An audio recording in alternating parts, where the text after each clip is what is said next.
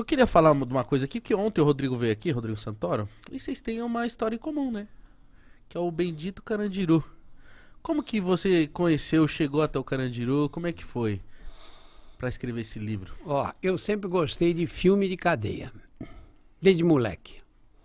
Também. Eu tinha um primo da minha avó que era gerente de um de um cinema no Brás, chamado Cine Rialto, na Rua João Teodoro. E esse tio, esse primo da minha avó, me punha, à tarde ele me fazia entrar, naquela época o cinema era proibido para 10 anos, 14 anos, 18 anos. E ele me fazia entrar à tarde para assistir aos filmes.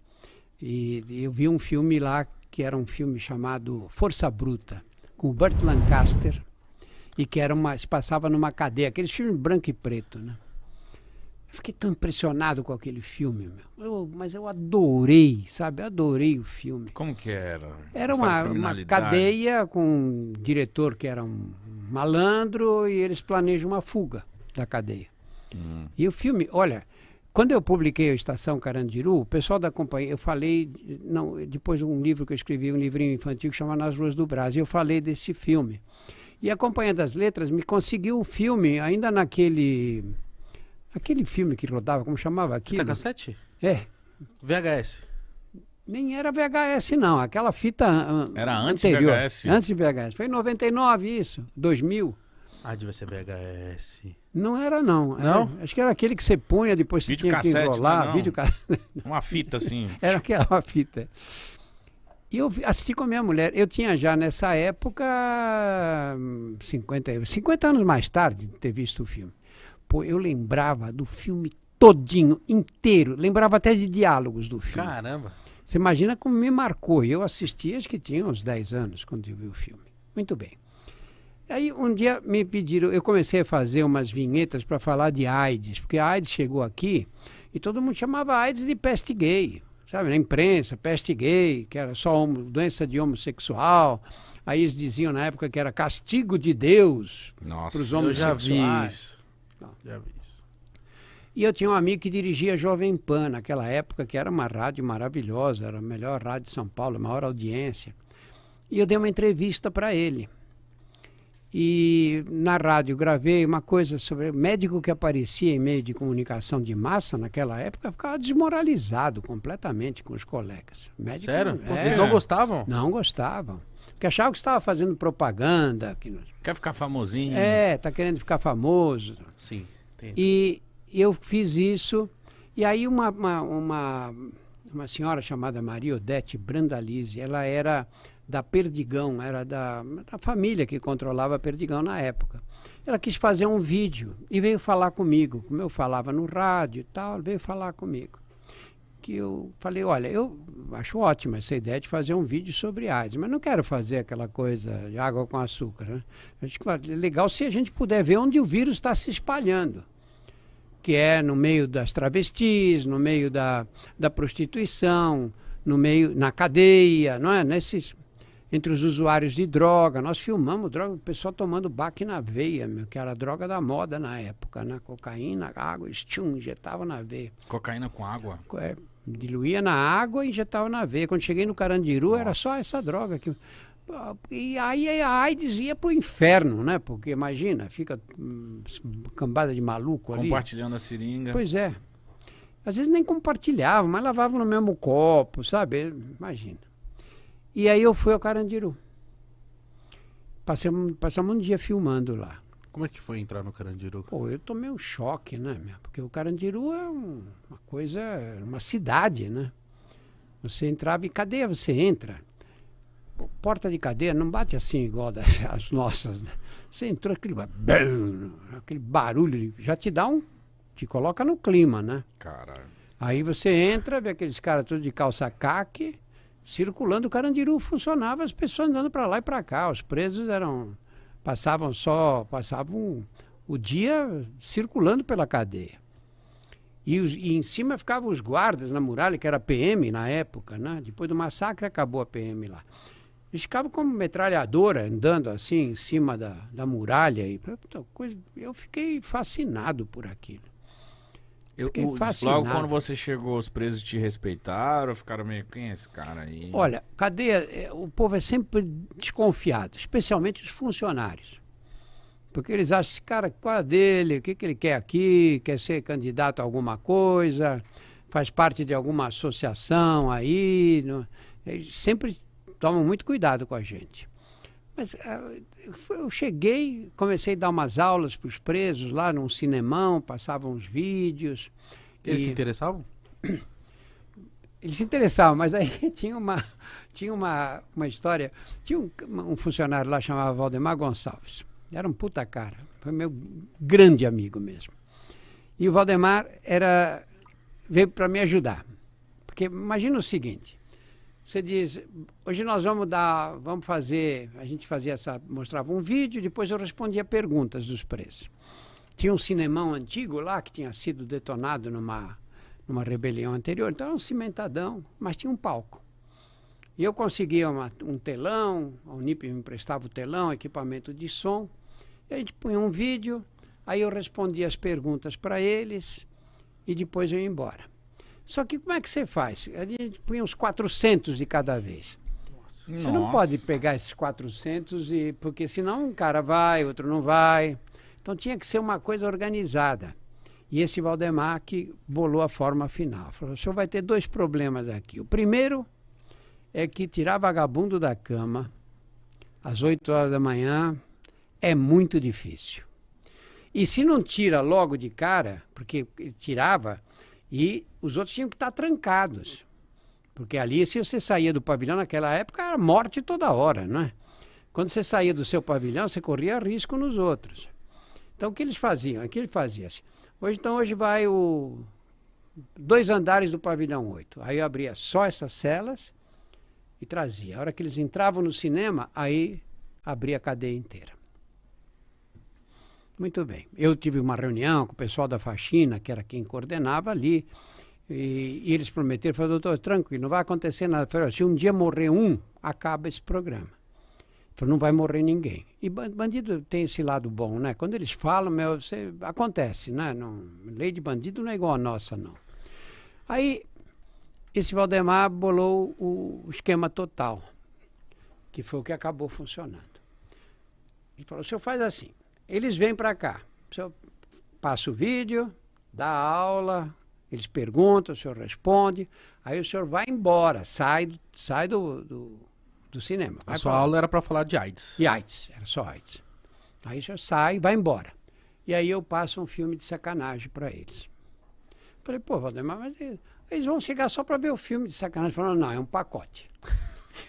Caraca, que legal. Você vem, entrou, acabou, eu tranco a porta. Pacote. Amei isso. Pra ver o pornozão, vai ter que ver a Tem que educação assistir primeiro. o doutor falando aqui. Os caras te viam Pô, de isso pau aí duro. funcionou, uns 10 anos ou mais. Os caras, vai logo, doutor. Vamos logo, eu quero ver quem vai. Manuela agora.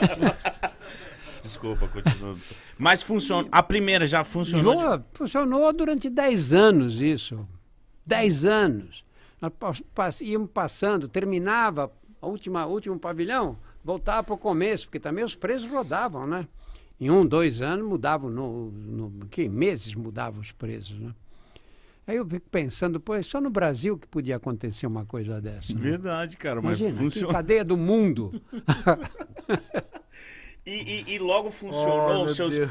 seus vídeos, a sua educação. A galera logo se conscientizou? começou a funcionar lá? Muito, muito. Por quê? Olha, as perguntas que eles faziam, primeiro, respeito total.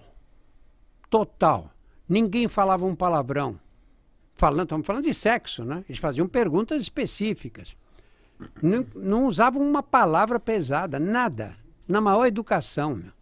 Segundo lugar, as perguntas que eles faziam eram perguntas melhores do que os médicos me faziam quando eu dava aula. Porque eles conheciam a doença dali, estavam no meio deles ali, né? E eles viram o cara chegar lá do tamanho de vocês, forte e tal, não sei o quê. 6 meses depois, o cara não conseguia ficar em pé de tão magro que estava. Então, eles conheciam a doença. E aí, aí eu comecei a atender, porque não tinha outro jeito. Eles me paravam depois da aula, oi, doutor, como eu tô aqui, abri a boca, puta, cheio de sapinho, o outro estava com febre, o outro emagrecendo. E aí eu comecei a atender. DST, então, na cadeira, muito comum. Direto. E aí, então, você ficou bem quisto por eles lá, esse tempo todo que você deu aula lá. Médico em cadeia. Quando o cara... Claro que tem uns médicos que estão lá por causa do salário e para chutar os presos o mais depressa possível. Mas quando você tem um médico que atende, é respeitadíssimo na cadeia. Acho que é o personagem mais respeitado. Olha, eu estou nessa brincadeira de cadeia há 33 anos. Nunca nesses 33 anos eu fui maltratado, ou alguém deu uma resposta atravessada. Nunca aconteceu. Rola críticas com você do tipo assim, você fica tratando vagabundo, tem que deixar morrer um em cima do outro mesmo, não tem que cuidar deles, não. Eu acho que a gente não deve perder tempo explicando coisas para gente burra. Sabe, o cara quando é burro, ele pode não ter estudado, tudo bem, né? Mas o cara quando é burro mesmo, é irrecuperável. Sabe, não tem como você acertar isso, né? O que acontece? Você prende as pessoas. Nós vimos na campanha Presidência da República, se não tiver lugar, nós vamos empilhar. Vamos empilhar, tá bom. Se você pegasse o bandido na rua e levasse para a cadeia e matasse, tudo bem, talvez pudesse ser uma solução. Mas isso é inaceitável, né? Então o que você faz? Leva e joga na cadeia.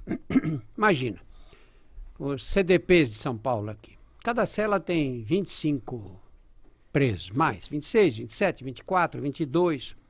A cela é um quadrado. É um quadrado, tem 3 triliches, os presos dormem de valete, 2 na mesma cama. Eu nunca imaginei que isso fosse acontecer um dia. Então cabem 9 presos, 3, 6, 9 presos deitados, né? Não, são 3 triliches, são... 3, 6, 9. 9 camas. Sim. E dormem 2, 18. Os outros dormem na praia, como eles chamam, né? Dormem no chão. É na praia que se fala? Praia. Os outros dormem na praia. Muito bem. Você imagina o seguinte, você com 18 anos, 19 anos, cometeu um pequeno crime, um roubo, roubou um celular, saiu correndo, te pegaram, você vai para lá. O cara que chega num lugar desse e diz que não tem medo, é mentiroso.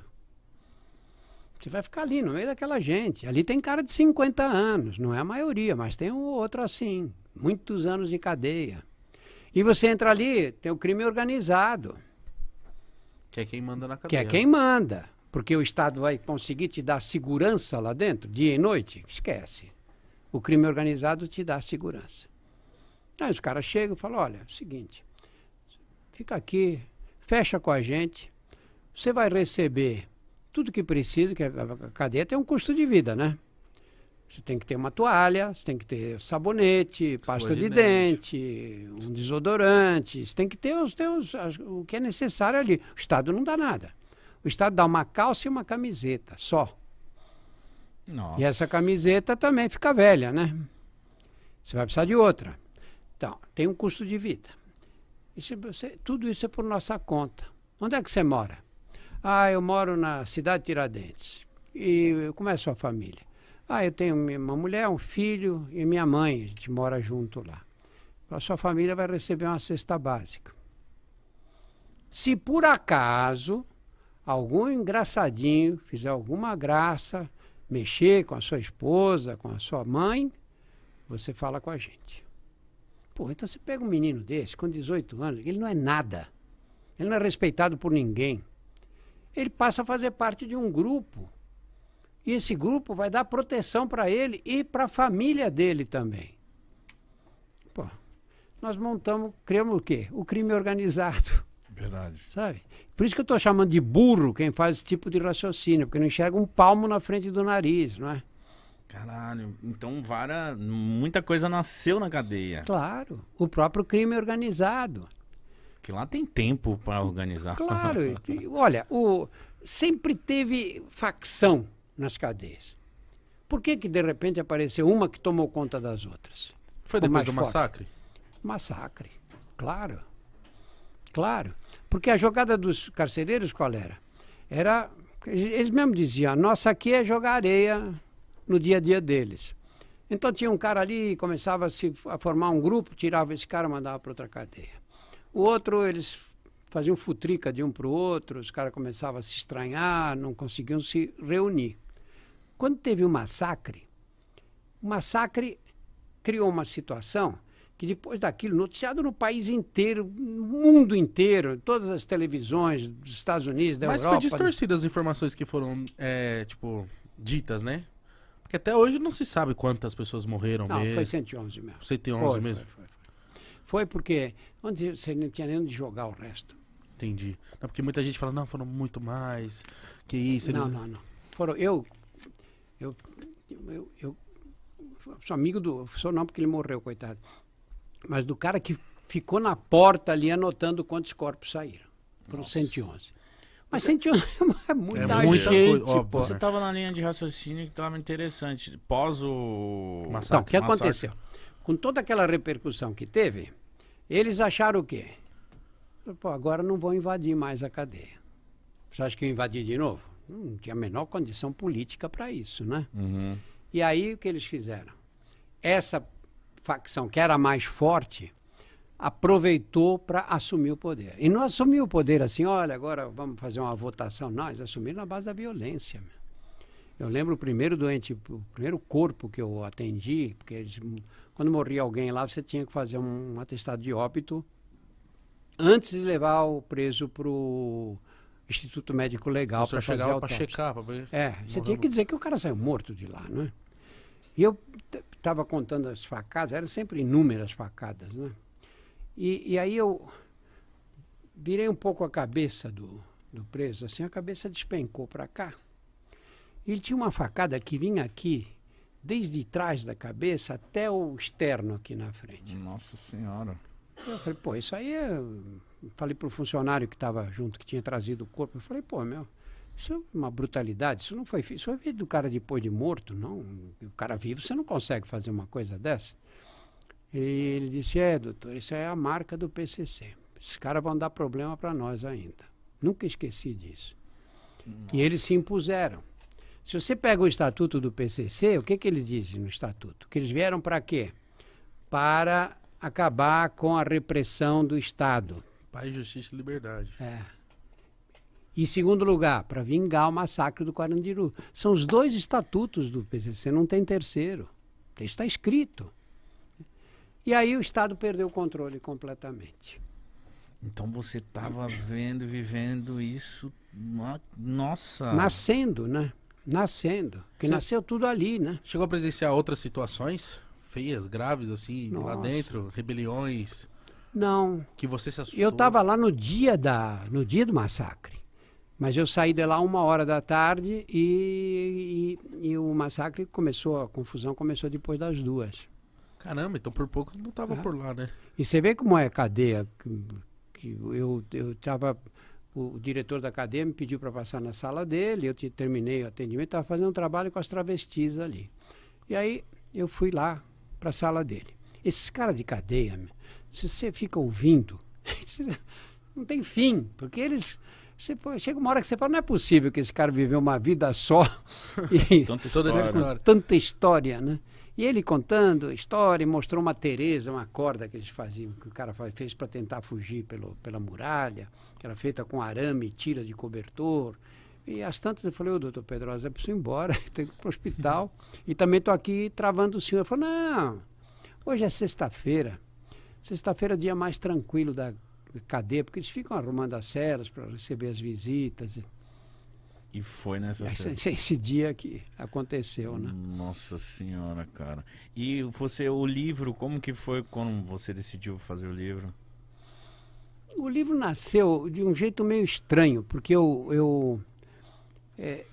essas histórias de cadeia monopolizam a atenção. Sabe, eu, por exemplo, saía assim com os amigos, eu nunca contei, em casa jamais contava o que acontecia na cadeia, nem para os outros, porque você começa a falar, fica todo mundo quieto, só você que fala, né? Uhum. E Mas eu um dia fiquei com vontade de escrever essas histórias e criar uma coluna policial num jornal popular. Tinha um jornal em São Paulo chamado Notícias Populares. O pessoal dizia que se torcesse o jornal saía sangue, não pingava sangue. Caramba. E eu tinha um amigo jornalista, falei com ele, e ele falou, pô, eu acho sensacional, uma coluna de um médico, uma coluna policial escrita por um médico, pô, vou falar com eles lá, e de fato falou, eles se interessaram, e eu comecei a escrever essa coluna.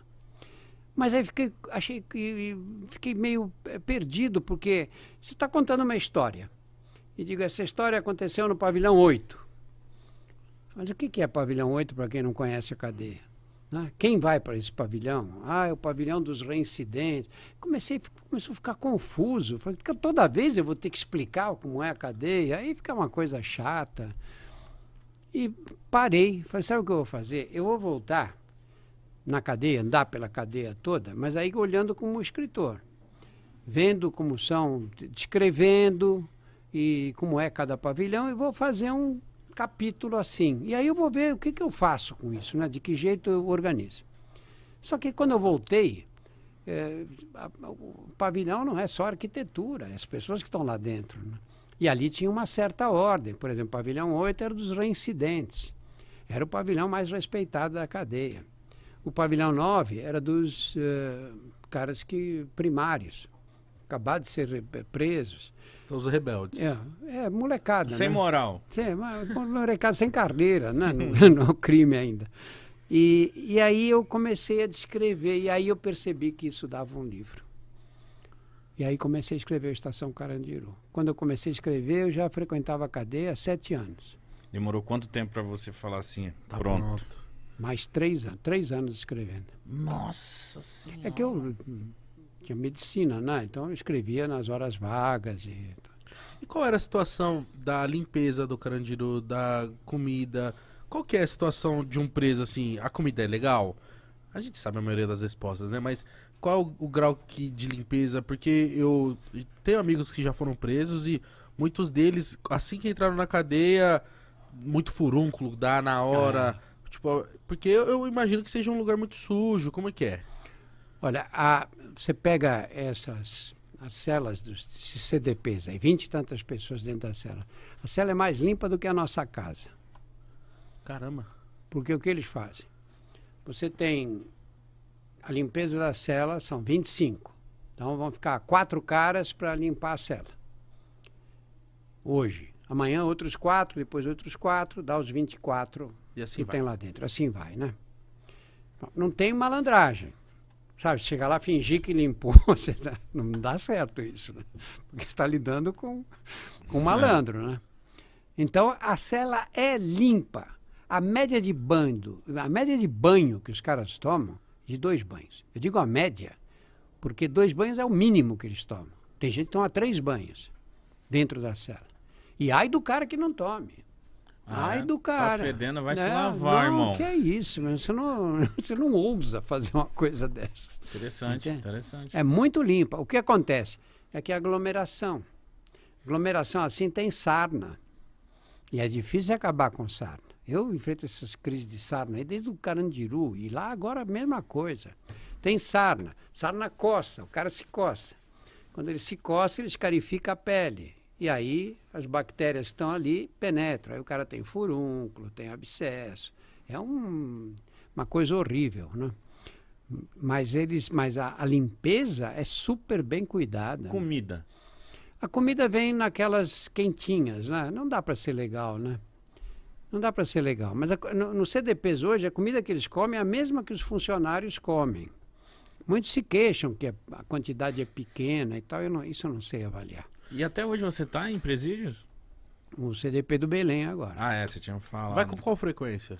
Uma vez por semana. Não é nada de especial também. Uma vez por semana atendo um bando de gente. Como pronto. que funciona? Se você tem uma sala lá que você... hoje eu vou atender 20. Como que é o seu trabalho? Os funcionários que separam... É lógico que, imagina, você tem 1.200 presos lá. Não tem condição. Eu atendo 20, 30 cada vez. Chama pelo nome ou pelo vulgo? Pode entrar Guina, cabecinha, bem. Batoré. Perigoso. Estressadinho. Como que é? Você tem uma sala lá ou você vai na... Eu atendo numa sala, é uma sala mais simples impossível. Essa sala tem uma curiosidade que entra um gato angorá, que circula pela cadeia, e ele entra e sobe na pia e abre a torneira. E bebe. E bebe água. Então a sala é A torneira dele, né, sua? tem uma alavanca. Ele é o chefe do PCC. disfarçado, né? Disfarçado. Ele fica lá só ouvindo o seu papo com eles lá. Pra ver se não é um informante. Vamos ver o que ele tá Quero ver. falando. E o gato é velhaco porque ele abaixa aquela alavanca e bebe água. Aí acabou de beber água, ele pula, vai embora e não levanta a alavanca. Não Você economizar- xinga ele baixa o negócio. Não, e eu sou neurótico com esse desperdício de água, e aí eu toco eu levantar e lá fechar. Gato, E filha toda da mãe. vez ele faz isso. E como que funciona a sua rotina hoje? Você vai pra esse presídio, você tem um canal no YouTube, como que tá funcionando a sua rotina hoje? Olha, tem esse trabalho que a gente faz com a Júpiter, né, que é feito, que é toda a parte da internet, né? É um site grande, a gente está com mais de 8 milhões de entradas por mês. Nossa. E aí nós temos o canal no YouTube, que é grande também. Maravilhoso. Eu amo quando você responde os comentários. Tava revendo alguns hoje. E agora entrei no TikTok. Acho que eu Toma. acho que o cara mais velho do mundo. Você faz dancinha? Não faço dancinha. Aqui, ó. Mas Mas responde umas não, perguntas. nós temos uma live com eles agora. É amanhã, não é essa live? Amanhã live no TikTok. no Eu não vou TikTok, perder. 7 horas da noite. Vou perder. Como que vai Eu ser vou essa tá live vivo. amanhã? A gente vai estar trabalhando. Exato. Como que vai ser essa live amanhã? Mas eu estou fascinado com esse negócio do TikTok. Porque, você vê, a mensagem tem que ser curta, 1 minuto, né? Sim. Objetiva. É. Tem que ser na linguagem do TikTok. Agora, 1 minuto, você vai dizer, pô, mas o cara vai explicar uma doença em 1 minuto? Você não tem 2 minutos, tem 1 minuto. Você vai ter que dizer o que você acha que é o mais importante ali. Isso é um exercício difícil, né? Que você não nasce sabendo fazer essas coisas, né? Mas o bom é que você vai conseguir comunicar, que eu creio, com a galera que, pô, muita gente migrou pro TikTok, só fica em TikTok, principalmente os jovens. E ele também, tipo, se ligar também, porque eu acho que hoje em dia a gente tá muito imediatista, né? Eu entro Sim. pra assistir um filme, eu dou 3 minutos pro filme pra ele me pegar. Se não me pega, já troca, entendeu? É. Então se você me falar assim, ó, para de fumar, vai morrer antes do Natal. Aí eu falo assim, ó lá, Pera vou aí. prestar atenção. Deixa eu ver quem tá querendo Deixa eu, falar aqui. porque eu quero participar de muitos natais, né? É muito bom o Natal. Eu não gosto. Você gosta também? Não, eu não. Não gosta? Acho cafona, Natal. Cafona? É, Por quê? horrível. Pô, que Juntar Papai a Noel, família. um calor desgraçado. Põe aqueles coitados com aquela roupa vermelha, aquela barba. Mas ele ganha dinheiro. É, pô, coitado, mas sofrendo. E vai pro shopping e põe aquelas criancinhas no Nossa. colo, os moleques não param, Chorando, pulam. Acho que ele chuta fica ele. com vontade de esganar. Acabei de odiar o Natal. Acabei de odiar o Natal. Acabei de também. odiar o Natal.